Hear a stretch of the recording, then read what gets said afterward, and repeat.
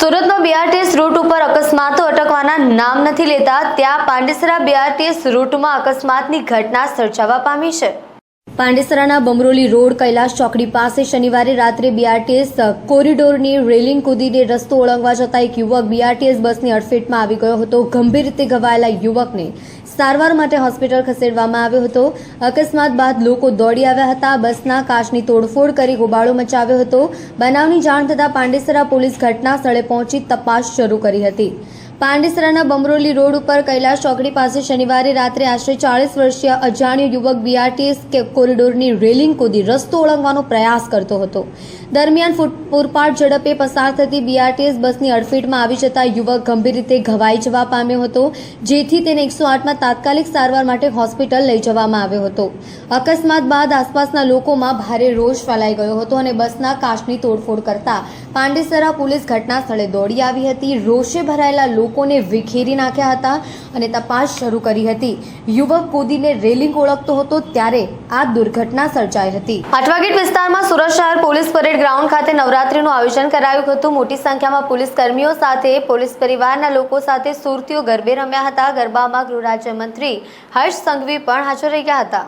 Surat police દ્વારા police પરિવારો અને શહેરીજનો માટે પોલીસ પરેડ ગ્રાઉન્ડ ઉપર ભવ્ય નવરાત્રીનું આયોજન કરાયું છે, જેમાં રોજ પોલીસ પરિવારો સહિત શહેરીજનો મોટી સંખ્યામાં ભાગ લઈ રહ્યા છે।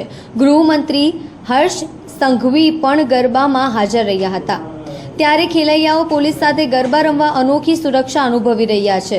સુરત પોલીસના આ સુરક્ષિત ગરબામાંની વાલીઓ પોતાની દીકરીઓની સંકોચ વિના અહીં રમવા મોકલી રહ્યા છે, તો બીજી તરફ પીઆઈથી લઈને ડીસીપી કક્ષાના અધિકારીઓ પોલીસ વર્દીમાં નહીં પરંતુ સુંદર ટ્રેડિશનલ ડ્રેસમાં લોકો વચ્ચે ગરબાના તાલ ઝૂમી રહ્યા છે। આ સાથે પોલીસ દ્વારા સામાજિક પ્રવૃત્તિ પણ કરવામાં આવી રહી છે। નવરાત્રીના આયોજનમાં no drugs in Surat city અભિયાનની ઝુંબેશ પણ જાગૃતિ માટેના પ્રયાસો કરાઈ રહ્યા છે। મારી સૌ બહેનોને, દીકરીઓને અને સૌ ભાઈઓને વિનંતી છે, નવરાત્રી આપણી આસ્થાનું કેન્દ્ર છે। નવરાત્રીના તહેવારો પર અને નવરાત્રીના પર્વમાં મા અંબાની ભક્તિમાં જ્યારે આપણે સૌ લોકો રંગાઈ જતા હોઈએ ત્યારે આપણા પર્વને કોઈ બદનામ કરે એવું કામ નહીં કરતા। તમે તમારા માતા પિતા બધા જ તમારી ઉપર વિશ્વાસ રાખીને તમને સૌને છૂટ આપે છે। આ મા અંબે અને પોતાના ઘરમાં બેસેલી માની ચિંતા કરીને કોઈ બી ખોટું કામ કરતા એકવાર એના માટે જરૂરથી વિચારજો, એવી હું આપ સૌને બે હાથ જોડીને વિનંતી કરું છું। આપ સૌ લોકોનો ફરી એકવાર ખૂબ ખૂબ આભાર। આપણે સૌ લોકો એક જ જોડે બે હાથ ઊંચા, બધાના બે હાથ ઊંચા, બધાના। આ પાછળની લાઈનમાં બધા ગરબા નથી રમતા ભાઈ? બોલ માડી અંબે, બોલ માડી અંબે। કામરેજ ગ્રામ પંચાયત વિસ્તારના વિવિધ માર્ગો ખૂબ જ બિસ્માર હાલતમાં હોવાને કારણે ધરણા પર બેઠેલા કામરેજ તાલુકા પંચાયત વિપક્ષ નેતા જેડી કથિરિયા સહિતના આપ આગેવાનો અને વિવિધ સોસાયટીના પ્રમુખોની કામરેજ પોલીસે અટકાયત કરી હતી। કામરેજ ગ્રામ પંચાયત વિસ્તારમાં મુખ્ય માર્ગો તમામ ખૂબ જ ગંભીર હાલતમાં હોવાને કારણે આજરોજ તાલુકા પંચાયત વિપક્ષ નેતા જેડી કથિરિયા, કામરેજ ગ્રામ પંચાયત સભ્ય મહેશકુમાર મેવાડા, હાર્દિકભાઈ ચાવડા, નીતેશભાઈ વેકરિયા તથા સોસાયટીના પ્રમુખો અને અગ્રણીઓના સહકાર દ્વારા ધરણા પ્રદર્શન કરવામાં આવ્યું હતું, જેમાં કામરેજ પોલીસ દ્વારા તમામની ધરપકડ કરવામાં આવી હતી। ભ્રષ્ટ ભાજપના રાજમાં સારા રોડ રસ્તાની માંગણી કરો તો પોલીસ પકડીને લઈ જાય છે અને બળાત્કારીઓ તેમજ ગેરકાયદે ધંધા કરનારાઓ પેરોલ પર છૂટીને મોજ કરે છે। સુરત શહેર પોલીસનો મિશન કાશ્મીર ઓપરેશન અંતર્ગત ડ્રગ્સના ગુનામાં છેલ્લા 19 વર્ષથી આરોપી પોલીસ પકડતી ભાગતા ફરતા આરોપીને કાશ્મીરના અનંતનાગ જિલ્લાના અંતરિયાળ ખીણ વિસ્તારમાંથી ઝડપી પાડી સુરત લવાયો હતો। સન 2006માં દિલ્હી એનસીબી અને સુરત ક્રાઇમ બ્રાન્ચ દ્વારા રેલવે મારફતે જમ્મુ કાશ્મીરથી ચરસની મોટી ખેપ મારતી મહિલા સહિત 3 આરોપીઓને 10.250 કિલોગ્રામ હાઈ પ્યોરિટી ચરસનો જથ્થો, જેની બજાર કિંમત ₹10,25,000ની સાથે Surat railway station Bismillah hotel સામેથી ઝડપી પાડવામાં આવ્યા હતા। આ ગુનામાં પોલીસે કુલ 7 આરોપીઓને ઝડપી પાડી નામદાર કોર્ટમાં ચાર્જશીટ કરતા નામદાર કોર્ટ દ્વારા આરોપીઓને 10 વર્ષની સખત કેદની સજા અને ₹1 લાખનો દંડ ફટકાર્યો હતો. આ ગુનામાં પકડાયેલા આરોપીઓને ચરસનો જથ્થો સપ્લાય કરનાર મુખ્ય આરોપી જમ્મુ કાશ્મીરના આતંકવાદનો ગઢ ગણાતા અનંતનાગ જિલ્લાનો રહેવાસી હતો અને જે તે સમયે પોલીસ તેને શોધવા માટે તેના વતન પણ ગઈ હતી, પરંતુ ત્યાં આતંકવાદી હુમલાના ભય અને ત્યાંની ભૌગોલિક પરિસ્થિતિથી અજાણ સુરત પોલીસને ચકમો આપી આરોપી નાસી જવામાં સફળ રહ્યો હતો. આ આરોપી હજુ સુધી પોલીસ પકડથી દૂર જ હતો. આ ગુનામાં સુરત એસઓજી પોલીસે આરોપીનો મિશન કાશ્મીર ઓપરેશન અંતર્ગત આરોપીની તમામ ગતિવિધિની ઝીણવટભરી માહિતી મેળવી હતી. એસઓજી પોલીસની એક ટીમ 19 વર્ષથી નાસ્તા ફરતા આરોપીને પકડી પાડવા જમ્મુ કાશ્મીરના આતંકવાદનો ગઢ ગણાતા અનંતનાગ જિલ્લાના અંતરિયાળ ખીણ વિસ્તારમાંથી પહોંચી હતી અને સ્થાનિક પોલીસની મદદથી વેશપલટો કરી આરોપીને પકડી પાડી ગુનાનો ભેદ ઉકેલી કાઢ્યો છે. सूरत एसओजी टीम को एक इन्फॉर्मेशन थी कि 2006 के एक मैदरपुरा के एनडीपीएस का चरस का एक ऑफेंस बना था. उसमें एक वांटेड आरोपी था निसार अहमद डार, जो 19 ईयर से यहाँ पे वांटेड था और हमारे वांटेड की लिस्ट में भी था. तो हमारी टीम को इन्फॉर्मेशन मिली कि अनंतनाग के तुलकान गांव में ये आरोपी रह रहा है और तुलकान गांव पूरा ऐसे ड्रग सप्लायर के से भरा हुआ है.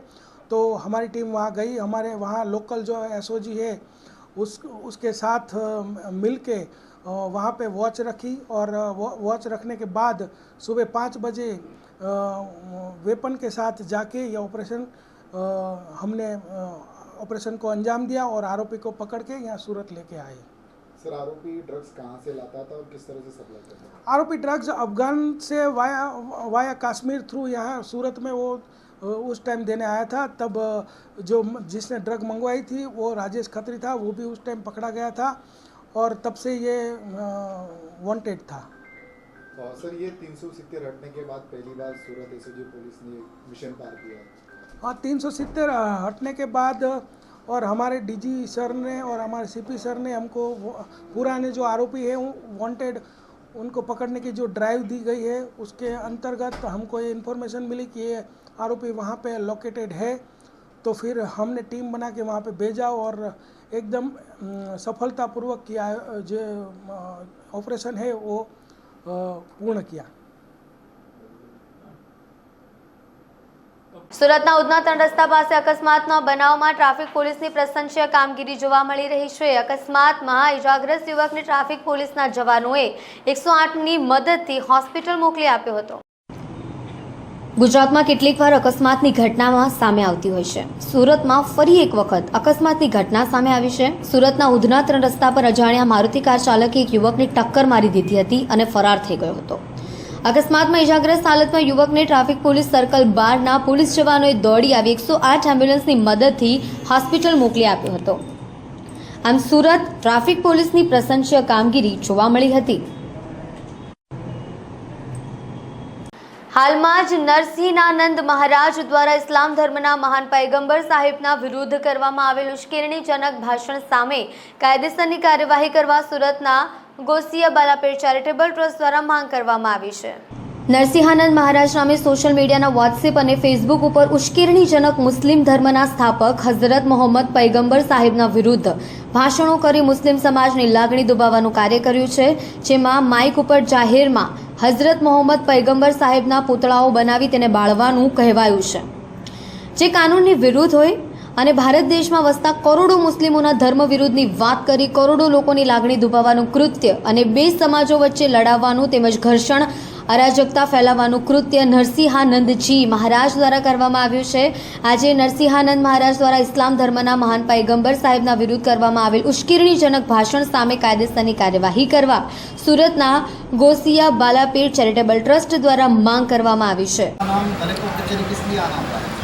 मेरा नाम मोहम्मद इरफान अज़हरी है. हम लोग मदरसे गौसिया बालापीर चैरिटेबल ट्रस्ट की तरफ से हाज़िर हुए हैं और यहाँ पर हम कलेक्टर साहब को आवेदन पत्र देने के लिए आए हमें पता चला और सोशल मीडिया पर भी ये न्यूज़ देखी गई, सुनी गई कि हमारे पैगंबर हज़रत मोहम्मद मुस्तफ़ा सल्लल्लाहु ताला अलैहि वसल्लम के शान में नरसिंहानंद की तरफ से गुस्ताखी की गई है। लिहाजा हमारा कलेक्टर साहब से और सरकार से हम गुजारिश करते, अपील करते हैं कि नरसिंहानंद के ख़िलाफ़ सख्त से सख्त कार्रवाई की जाए और इस तरीके से एक्शन लिया जाए कि आने वाले वक्त में भी कोई भी हमारे पैगंबर हज़रत मोहम्मद मुस्तफ़ा सल्लल्लाहु अलैहि वसल्लम की शान में गुस्ताखी ना करे। और आपकी क्या क्या तरह की मांग है? हमारी मांग बस यही है कि हुज़ूर अलैहि सलातो व तस्लीम की बारगाह में कोई भी किसी भी तरह की गुस्ताखी ना करे।